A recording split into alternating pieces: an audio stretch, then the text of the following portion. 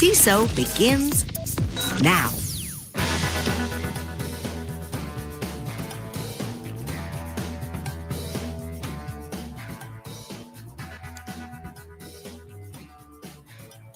Welcome to Capture the CISO.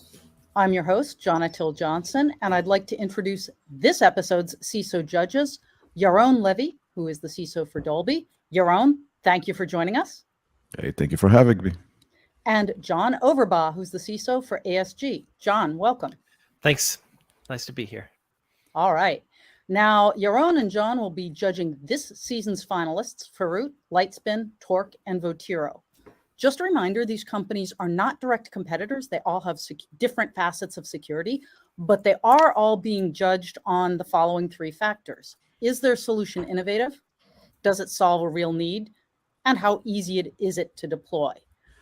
The good news here is that our judges come prepared for digging deep into these companies. They have already watched short demos of each company's product. They know what the products do, and they've come armed with questions. You too can watch the demos of our contestants' products. Please go to our site, CISOseries.com, and then click the blue Capture the CISO icon, and you'll see the demos. Before we start bringing on the contestants, I'd like to ask the CISOs, John, maybe Yaron, you can start. What did you find most interesting in some of the earlier episodes? A couple of things. I think just the fact that that's something I'm always looking at for new companies and new startups is people who think differently about problems we're trying to solve. I think there's a lot of rehashing of the same problems or old problems. And I like the out-of-the-box thinking and the new approaches.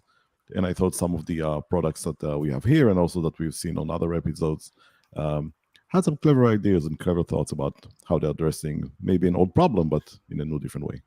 Yeah, I think that's actually quite insightful, because some of the problems are old problems with a new approach, and some are problems we didn't even realize we had until we got the solutions for them. John, what about you? Yeah, I agree with Yaron there. I think that these are age-old problems that we've been dealing with, but I like the fact that they've really some of the solutions have flipped the script on how to approach them even. So I'm excited to see more and talk more with the organizations and just kind of get a sense of their mindset and how they approach the problem in a new perspective.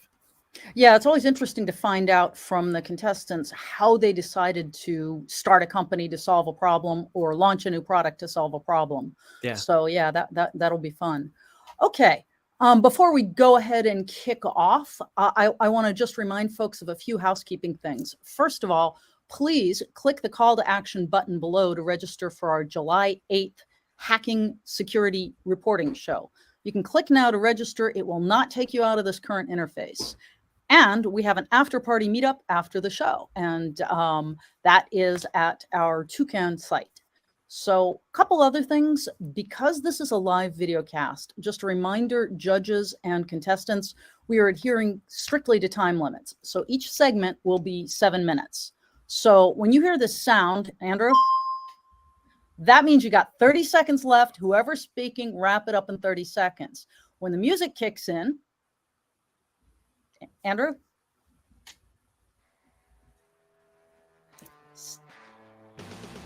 Right, it's going to get louder and louder and louder, and you won't be able to talk anymore. So if that's not a hard stop, I don't know what is. So when you hear that sound, you better be thinking about how to wrap up. You've got literally 30 seconds here to do it.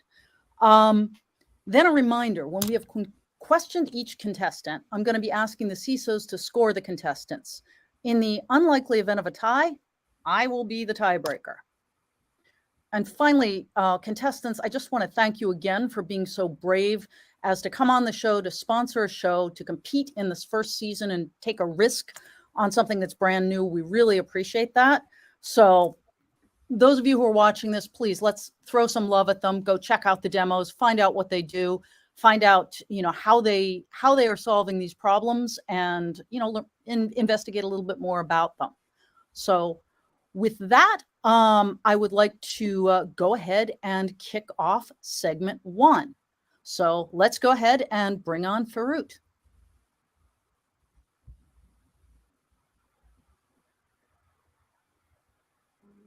Okay. Thank you for your patience on this one. There we go. Here he comes. Ivan, welcome. Glad to see you. Thank you for having me. This is Ivan Serini. He is the CEO of Faroot Security, where they help businesses protect their client side to provide safe and secure online experiences for their customers. Okay, you're on. John, who wants to go first and start asking Ivan questions? John, I'll let you go first. All right, Go sounds for it. good. So, Yaron, not Yaron, Ivan. I watched the demo, dug in a little bit on it, and one question I have for you is, doesn't this product presuppose that organizations don't know what their developers are even doing? I mean, a lot of what your tool captures is information around passwords being collected and so forth. So, what help me understand why tackle that problem? Yeah, thanks for asking. That's actually one of the first questions we often get asked. So developers usually they are really good at what they do, so they know what they're doing. Mm-hmm. And the gap usually happens when developers develop something, and mm-hmm. then business takes over, and the marketing adds their tech stack, and then customer success or support teams add their tech stack, and that's where the changes and the gaps really start to occur. Okay, so the problem space you're solving here is just like function creep.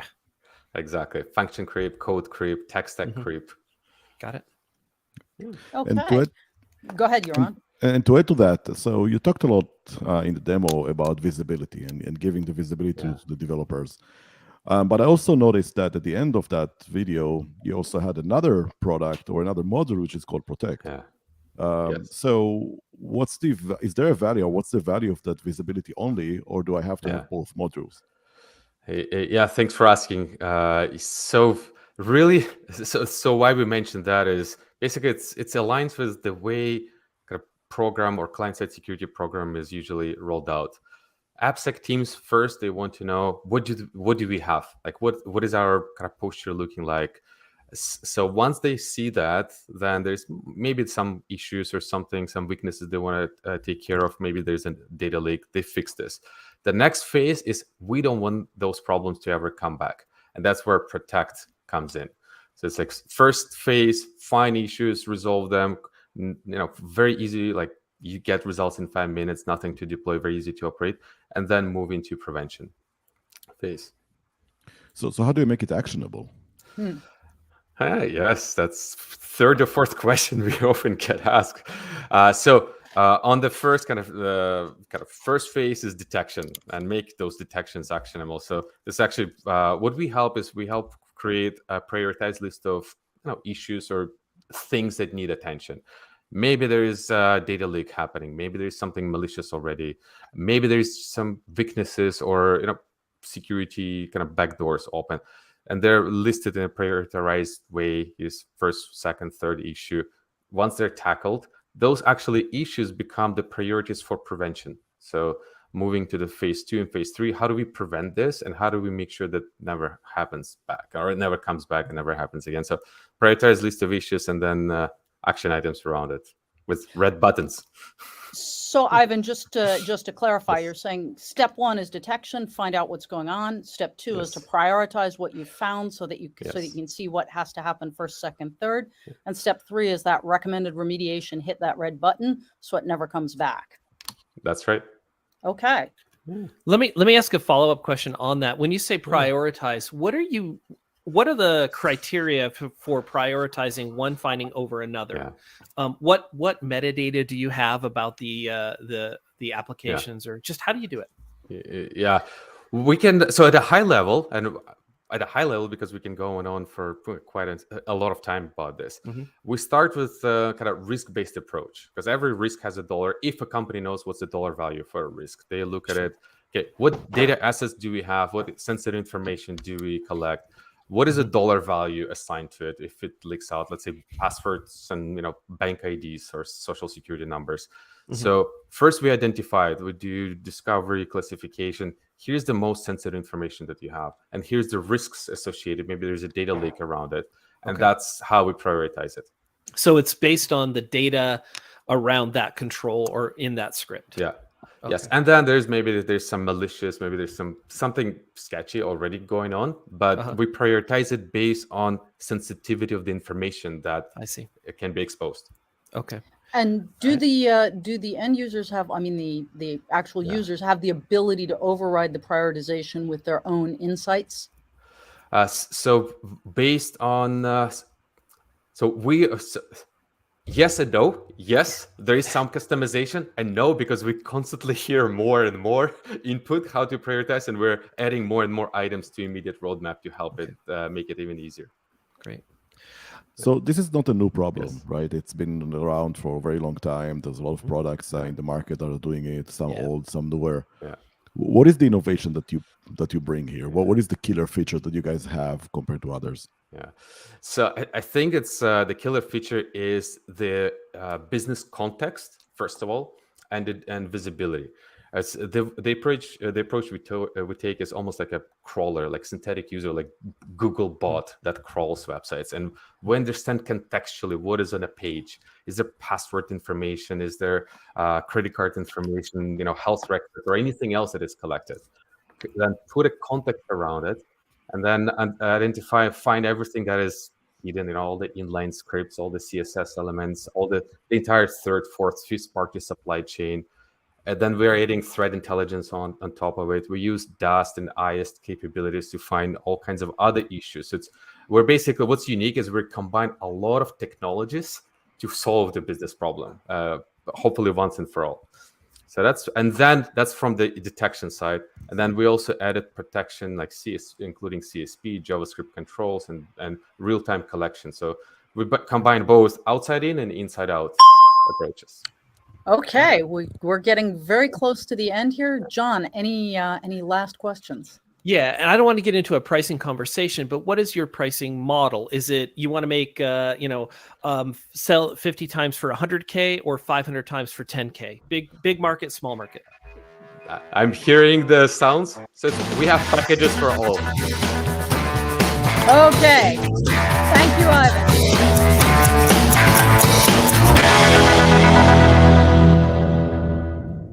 All right, guys. Well, that was great fun and packages for all. In case anyone didn't hear over the music, let's go ahead and bring on Lightspin. Right.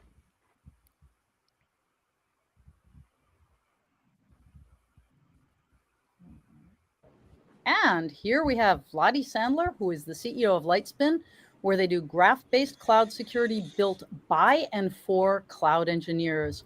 Welcome, Vladi. Thank you very much. Okay, so John, you started last time. Yaron, I'm going to put you on the spot. You kick off the questions for Vladi. Okay, Vladi, good to see you again. So, Like always. my question is, this space has been fairly new, probably within the last 3-4 years. There's obviously some big companies and big names. There was a lot of consolidation in this market. What is the differentiator for Lightspin compared to the other big competitors in this market? Yeah, so we see it from day to day more and more. Basically, three things. First of all, our main unique value proposition is to ability click to prioritize and click to remediate any risk you have in your cloud environment, from your infrastructure as service to your Kubernetes, from CI/CD security to runtime in one holistic solution using our graph theory algorithm we developed. That pretty much like the Google Navigator, the offensive cloud security. The second one, that's we have this angle of for engineer solution. We have start for free. You don't need a sales team. Click on the button, get access, get the value. We're really big believers in value-oriented sales, which prove ourselves. And three is, I mentioned it before, is the holistic approach for all your needs, including integration to your current security stack. So we can prioritize everything. I can integrate to you. I can provide you with agentless vulnerability management or compliance or just posture management, or I can integrate your own. I can provide you with runtime protection or integrate your own. But what I will do, I will prioritize any kind of feed you will put on my graph technology, and I not recommend for remediation, but will build for you the remediation by provide you dynamic, tailor-made for you infrastructure as a code using algorithm called root cause analysis. Great. My question for you is this. So first of all, I love that you set prioritization and you explain why in the system.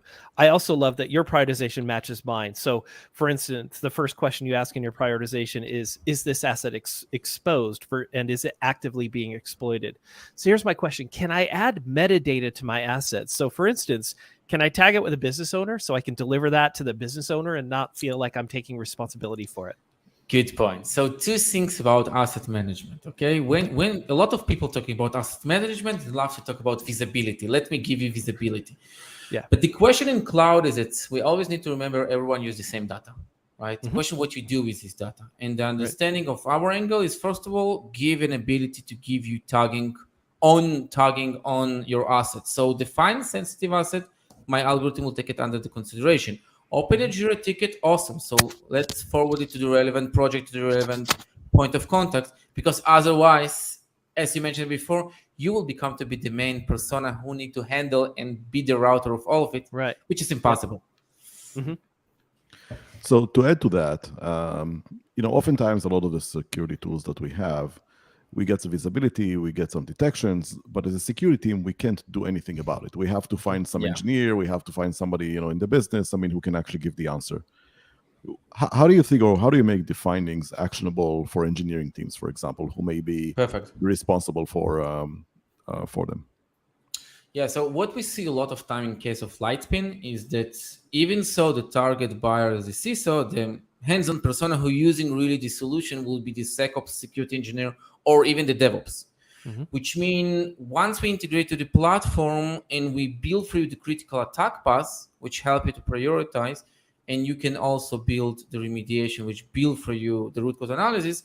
When you will open the Jira ticket, again, you can allocate it to the relevant DevOps team. So imagine that I showed you the problem, I give you visibility, I give you prioritization, I give you coverage, but you don't have the clue how to solve the problem. And that's what we help you to do. So we reduce the time to market for your DevOps teams. Another angle we brought to our solution is the infrastructure as a code approach of the CI/CD angle. So I can integrate your GitHub now, and every time someone will do a pull request, I will scan and notify you for all the critical risk going to be done by the pull request. So you as a CISO know exactly who is the user, who is the developer, did the mistake, what is the risk is going to do, and it's easier to or stop the pull request or even give some training. Maybe we see from time to time he improved his security skills, but he still continue to do mistakes, and we can work with him better. Now, can that? One quick question: can that feed into Jenkins, and can we have Jenkins rules that say, "Oh, you got 5 errors, you're not going to prod"? Yeah. So what we can do, two things: we can integrate to your GitHub. Your scan your repositories for scanning your infrastructure as a code, any kind. It can be Docker file, Terraform, whenever in use, and give you a list of misconfigurations, clear text credentials, and etc. Option number 2: every time developer do a pull request, I will see it and I will notify you about all the critical risks so you can handle it. I can run on your Azure CI/CD, Circle CI, Jenkins, Bamboo. And then you can implement your policy enforcement by saying, okay, in my organization, no chance that you have an S3 bucket, which is unencrypted. So once it happened, I will drop the build. So the CISO have better power from the relationship with the developers instead of an opposite situation. Deployment done, convince him now to fix. Excellent. Fantastic. So that actually just backs up what I was going to observe, which is in a sense, what you're really doing is automating the addition of sec into DevSecOps. So I don't like automation. I like automation, but I hate when people say auto remediation and stuff like that. We build for you automatically. We generate for you everything you need to do it yourself. But I still give the power to the developers and to the customer to do his own review and verification before deployment done. Because for example, the root cause analysis will map for you the critical point, but still and build it Terraform. But I want you to review it.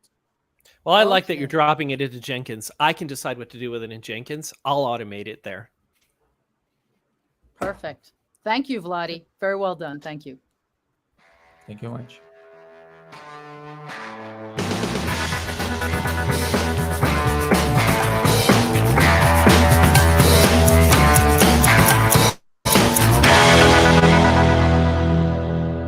As the last reverberations die out, we're getting ready to bring on Torque. And we're definitely getting some themes here. Excellent. So we have Leonid Belkin, who is the co-founder and chief technology officer at Torque, where they help security teams move faster with no-code automation. All right. I guess it's going to be your turn now, John. Great. Leonid, thanks. Had a insightful demo that I watched. Question for you: what do you do? So is this just automating manual response in like the Elastic Security Stack, or does it go beyond that? Because that's what it looked like to me.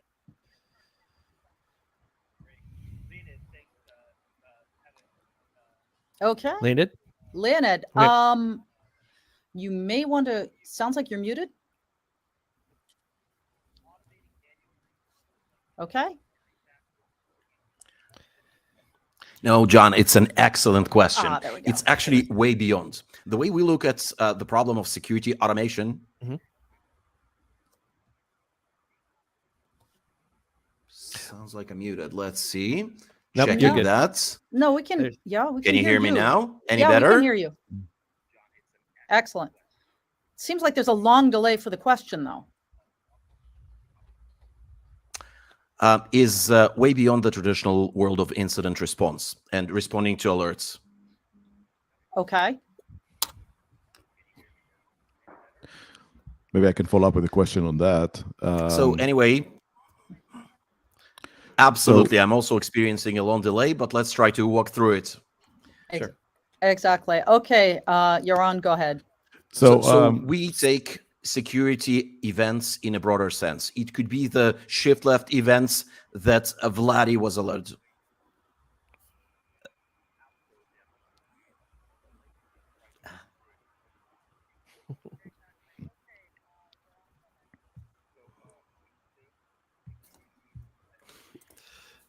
Go for it, Yaron. Okay, I'll try again. So, SOAR is not new. I mean, it's probably been new like about 5 years ago, but since then we've been seeing several companies out there with SOAR solutions. What lessons did you learn from other companies in that space that makes your product different?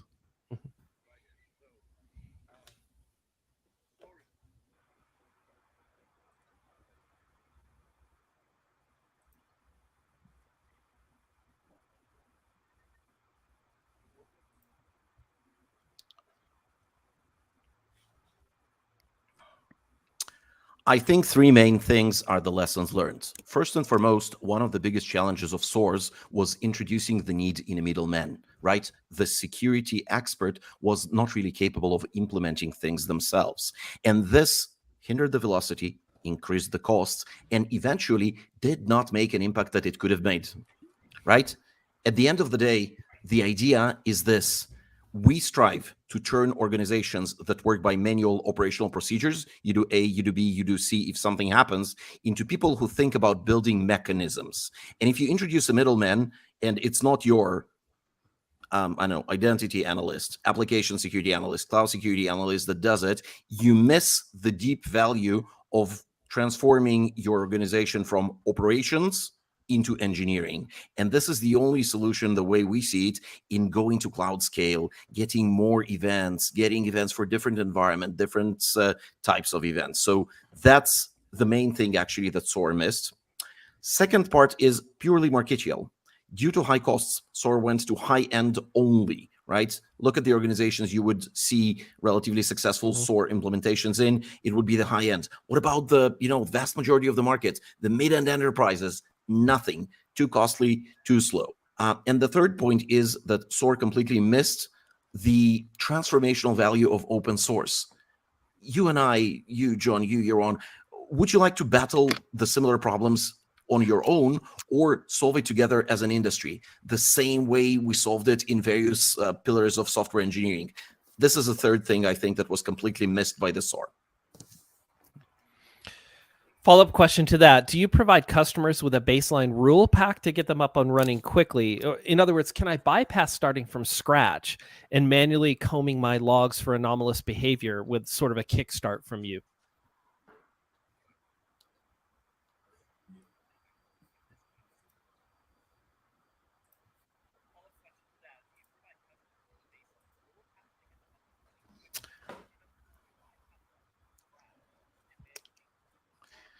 So it's not a rule pack. Mhm. What we do is even more than that. Many of our customers ask us a question of, wait, I can automate many things, but what is it that I should automate? And the beauty is that, guys, this industry already has created frameworks such as NIST, such as MITRE Defense, such as CIS benchmark that tell you what to secure and how.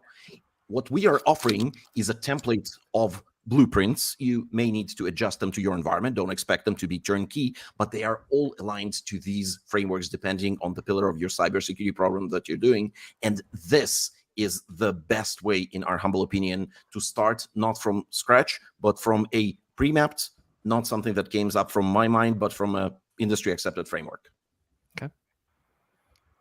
So adding to that, if you reflect back on the clients that you have, what are the key factors that to successful implementation and making sure this tool is not becoming a shelfware?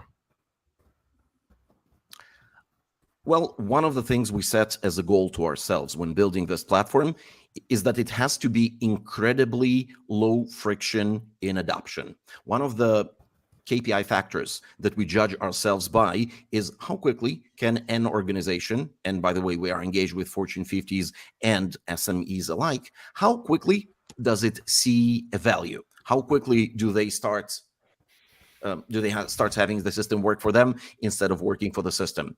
And the outcome is, Yaron, is that usually we leave our first onboarding session done on Zoom with a working end-to-end process. And it also serves as a training and onboarding thing. Now, generally, from this point on, it kind of begins depending on how many people are engaged. Is it a single team, 2 or 3 people that dictates the pace? We work with organizations where 3 or 4 different people, your cloud ops, your AppSec, even your GRC adopt this approach. And this multiplies the impact of adopting such an automation on the program. Thank you. Do we time for one more question? Yes, one more question. So go for it, John. My question for you, Leonid, is do you process your customer logs in their native AWS region, or do they have to send their logs to you? In other words, are we going to keep that intra-region or inter-region cost low? So we have an architecture that can keep the data plane either inside the customer's environment, and that doesn't even have to be an AWS region. Maybe you are hybrid environment and you still have your own on-premises data center. That's perfectly acceptable. So you can have the data plane completely terminate inside your environment. Or if you're a sort of like completely cloud native organization and you literally do not want to have anything in your own environment, it could be a pure SaaS, in which case we have an architecture that tries to reduce such costs by, being and having the initial hop of processing as close to your environment as possible. If it's an infrastructure as a service region, AWS, GCP, Azure will be there. On-prem data center will be as close as we only can. Fantastic. Okay. Anything else you want to add, Leonid, before we wrap? I think that's, you mentioned, Jonah, that one of the things we established the company. The thing is that we saw a transformational impact, 30 seconds, remember that. We saw a transformational impact that no code had on many other disciplines, be it marketing automation, HR automation, and so on. Why did it have such an impact? Because it took people who are not necessarily engineers, and if done well, which is not an easy feat, it enabled these people to become engineers. We're doing the same to security.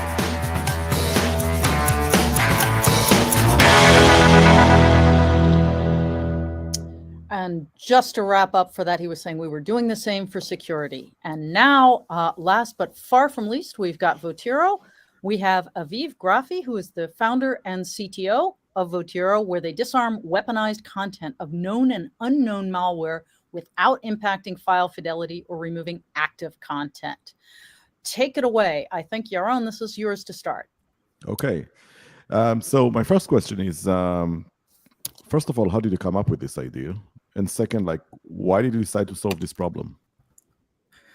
Great. So first, thank you very much for having me today. I think that as for the first question, before I founded Votiro, I was doing penetration testing audits for customers, for clients. And, that was after I was finishing my A200 Army service, and I was traveling around the world. It was a pretty fun job. And one of the things that I found that was working for me 100% of the times is to just send a weaponized resume document to the recruiting department, say, hey, I want to apply to this position. By the way, I know you're on levy from the company. If you want to, I'll be happy to bring some references, and please call me back. And that was working 100% of the time, because that's the tension between security and productivity, right? I mean, we're telling our recruiters, screen hundreds of resumes a week because we need to have those hires. But at the same time, we're telling them, think before you open those documents. And that's was the moment we said, look, for the last 30 years, we're trying to solve that problem, but we're probably doing something different. And that's how I came up with the Votiro, was trying actually in solving that problem completely differently. What I love about your demo is that you start out with a premise that it is security's job to enable the business. I subscribe to that theory wholeheartedly. Let me ask you one question, just kind of maybe more technical, but how do you know a macro isn't malicious? I mean, code is just code. What is it that tips you off to that? That's a great question. So if we're thinking about content, so for example, documents like Excel spreadsheets and Word document, there are two types of vulnerabilities. One is a file format vulnerability, which we know how to actually take the content out of those documents, pasting them on a clean template of the document, and then deliver that immediately. This has been done in milliseconds. And then there's the other piece of the weaponized macros that we know that, especially in our industry, I think it was a problem. It is a problem for quite some time. What we developed in order to accomplish that solution is we actually took the macros, and we know what is a benign macro because we analyzed benign macro codes. And then by building a machine learning model, but not trying to find the bad macros, but we know what are the good macros, we can say, look, we see that this is a benign. We saw that multiple times. This was in the chain, in the organization. Okay, this is a legit macro. So it's kind of a whitelisted machine learning assisted model in order to really solve that weaponized macro problem, which is with us for quite some time. Interesting. Your own? So Aviv, in your mind, is this a product or is it just a feature? Because I would expect to have some capability like that in the big, the proof points of the world, Microsoft, Google. I mean, everybody who delivers, for example, emails to me. Shouldn't that be a feature just kind of built into their platforms? So that's a great question. I think that when we started, that was a technology, and then it moved to be like a feature. But as we expanded our offering, we now know to be the content security gateway of the organization. So the way that we see that is that we connect to all those pipes that those giants sometimes they're not doing. For example, if you have S3 buckets and cloud applications, today you want to have make sure that all the content that you move to the S3 bucket is being secured. But in the same way, you want to have the policy on your incoming emails, on your web downloads. You want to have that for web applications. For example, think about insurance companies. We're now receiving tons of claims that are being filed online. Someone need to make sure that all those documents, for example, doctor reports or damage kind of information, you want to make sure that on the other side, the business, as you said, they need to work. So we see ourselves as the gateway, the secure content for anything that goes into the organization, no matter where it comes from, and at scale, as we're providing that as a hosted cloud service as well. Product or feature, I don't really care. All I have to say is, as soon as I saw the demo, it's just a forehead slap and said, why didn't I think of that? I mean, it's such a cool way to turn things upside down, and it seems like such a logical approach. So maybe to add to that as well, so we talked about the email use case on one hand, and you also mentioned like S3 buckets and things like that. So how easy it is, or is it possible, to go and connect the solution to existing storage, solutions or repositories, and clean basically what I have there? Because I have no idea. If I have, malicious files kind of sitting in my S3 buckets or my NetApp or whatever.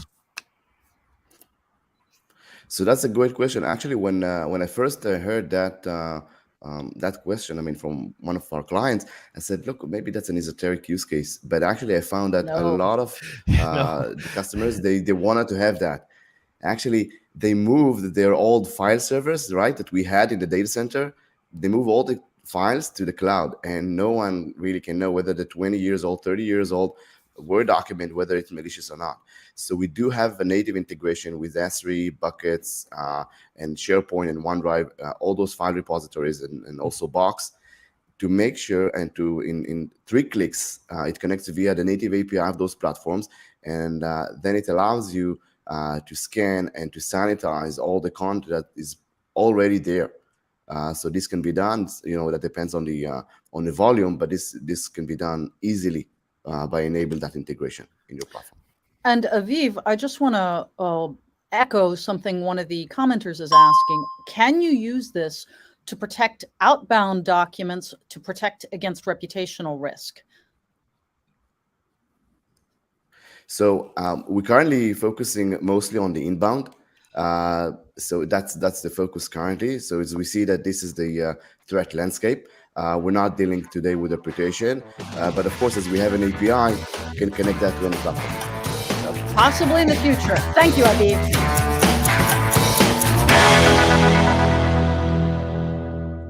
Excellent. Well, that was a great deal of fun. And now we are going to be dropping all the contestants from the Crowdcast, and it is just us. Before we kick off our deliberations, I just want to reiterate, please, if you're watching, listening, click the call to action button below to register for our July 8th Hacking Security Reporting Show. Click now to register. It won't take you out of this interface. So Yaron and John, without giving any numbers, can you give us a little bit of feedback on the 4 contestants, particularly as it pertains to the 3 axes that we're looking at: innovation, real need, and ease of deployments? John, why don't you kick off, since I think Yaron started last Yeah, time. I think for me, Votiro stands out as innovative. I just like I said, it was just a forehead smack. Why didn't I think of that? And yet I think on ease of deployment, I'm really big on Torque. I loved how easy it was to set up the logic to respond to a security event. That's the biggest challenge, right? We see thousands of events, hundreds of thousands of events a day, but to be able to actually really easily do a no-code solution for those events, that was amazing to me. Yeah, that no-code automation, to me, that was actually my forehead slap there. I was sort of like, yeah, you can do no-code automation everywhere else. Why not for security processes? Yeah. Yaron, what about you? Yeah, I concur. I mean, I like, Votiro. I slapped my forehead as well, first time when I saw that. And, it's not a sexy problem. It's kind of a boring problem, if you will, right? But how many boring problems we have in security that we all hate dealing with and we have to deal with? And this is seems like, a nice, elegant, kind of clean solution for that. So I love the innovation there. I also agree with the no code premise. This is something where, if I reflect back on previous source solutions, and some of the was early adopters of some of the older source solutions, and it's one of those things that, great idea, definitely something that we need to have as an industry. But then we had to get a security engineer or a programmer inside our team, and now good luck trying to find one, or good luck trying to hire one if you're not in a highly engineering company. I used to work in healthcare before, and it was a very, very tough conversation to go and say, hey, I need a programmer on my security team. So I think that's the fact that, you kind of lower the bar for entry, and you're enabling a lot of people who may not have that skill set, or other people even outside of security, to put their hands on tools like that and actually contribute to the overall effort. I think that's a great way to do that. Now, having all been said, I just want to say one thing. I think Lightspace is in probably the biggest problem space right now, right? What do they say? 98% of all your cloud compromises are caused by human error. So to have a solution that can go and poke around in the cloud and come back with configuration issues, very valuable. So tough call. All right, guys. Now the fun begins. What I would like you to do is, as we've discussed, we have a private channel for sharing the scores so that we can all deliberate behind the scenes. So I'd like you both to go ahead and give us the scores, one total score. So just to be clear, we're not going to be sharing the splits across innovation, real need, how easy it is to deploy. Gentlemen, if you could give us in the back channel, give us the score for Farut, that would be outstanding. And while you're doing that, I would like to highlight something kind of interesting. We talked a lot about innovation and how easy it is to deploy. And I think it's sort of table stakes that we agree that anyone that's gotten to this point is solving a real need. Whether or not we call it a boring need, it is a real need. So there's no boring needs when it comes to compromise, right? exactly. So guys, if you could just go ahead and put in the back channel chat your scores for Farut, I would be super happy. There you go. Thank you. That sounds good. Andrew, that was coming from Andrew. I'm getting there. I'm a slow Okay. typer. Okay. So, all right. Okay. There we go. So, and remember the total score, the maximum score you can get is 30 for each. So, yes. Okay. Let's see. Here we are deliberating.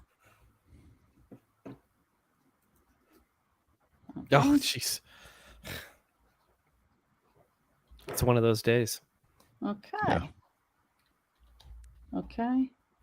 So somebody has posted numbers that don't even make sense. So let's, John, your numbers are not, you need to be somewhere between 0 and 30. Oh, I thought it was for each. Sorry. Nah, sorry about that. Hey, this is for season 1, guys. If we didn't have a few hiccups, we wouldn't know it was season 1. Oh yeah, absolutely. So, okay. So we got, and in this sequence, Farut, Torque, Lightspin, and Votiro. Okay. I'm just struggling to type today. Thumb-fingered, yes. Yeah. All right. Okay, I think I finally submitted a score. Okay. Okay, wait a minute. I've got multiple numbers here. Let's see. Okay. This is even more exciting than the Oscars. I know, right? And it's Right. going so slowly. Okay, I have one score for Farut. Let's see what we've got for Torque. Okay.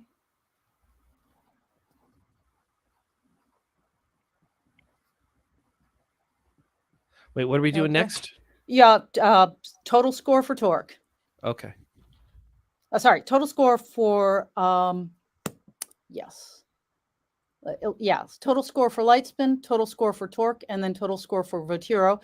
And folks, while you're waiting with bated breath, please go have a look at the videos, which are all on the CISO series page.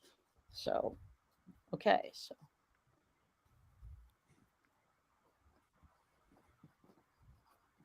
Okay. I just put all mine in there. All right. Okay, so then. There's some complex math here. That, I know. Yeah.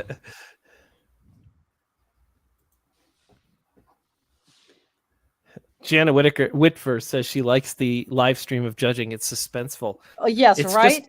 It's just stressful here when you're doing the wrong chat window and the wrong score values. And, I'm probably fired from the asterisk, the CISO series going forward. David's like, that guy can't do math. He's out of here. Yeah. Oh, please. I'm the one that has to do the math. I have to add 2 numbers together. You guys had to add 3. So it's way too difficult. Yeah. That's why you have to have a computer science degree. Yeah. 3 numbers. Oh, my word. Okay, guys, I'm going to type something in chat here, ladies and gentlemen. I remember how many statistics classes I took in college, and I only remember how to do average. So, yeah. All right.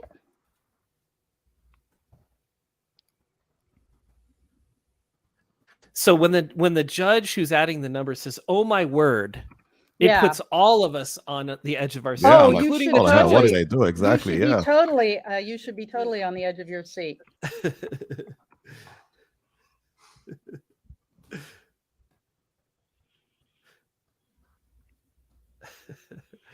Okay. if you guys can, apparently David is, of all of us, the one that can do the math the fastest. Oh, thank goodness. But yes, well, we have some very interesting news. So, are we getting ready to go? Yeah, Andrew, can we do our drum Tension is roll, getting- please?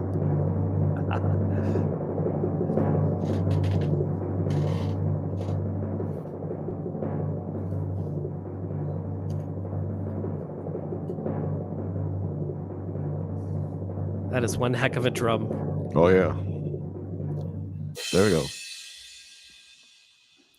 All right, guys, here are the scores. Ferut has a 46. Lightspin has a 48. Torque has a 52. And Votiro has a 52, which means we have a tie. We have a And tie. I am casting the tiebreaker vote for Votiro, given the forehead slap reaction that we've gotten from the judges. So we now have as a grand winner, Votiro. Yay. Do we clap? Is that Okay. appropriate? Yes, absolutely. And let's go ahead Very good. and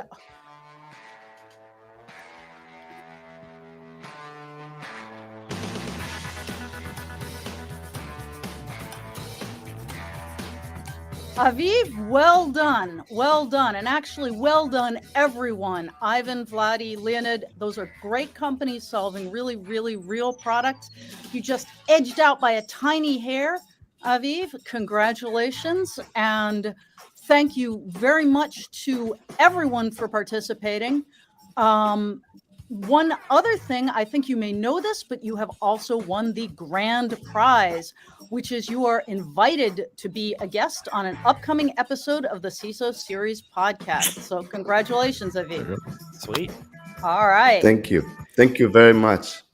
Oh, okay. Yeah, Well so done. I just want to thank all the participants and thank you, judges, and of course the team in Votiro for making this working well. And a special shout out to Torque, because you guys were terrific. We just had to break the tie somehow. So I wish we could have had 4 grand winners, to be perfectly honest. So huge thank you to all the companies who participated, and particularly Ferut, Ivan at Ferut, Vladi at Lightspin, Leonid at Torque, and of course Aviv at Votiro. And audience, thank you so much for showing up today. You really made our Friday. And please, if anyone wants to register for season 2 to be a contestant or a judge, please contact info@cisoseries.com or go to the site and there's a contact button there. So thank you all very much. Thank you. It was fun. Thank you. Thank you guys. It was fun. Thanks Okay. you.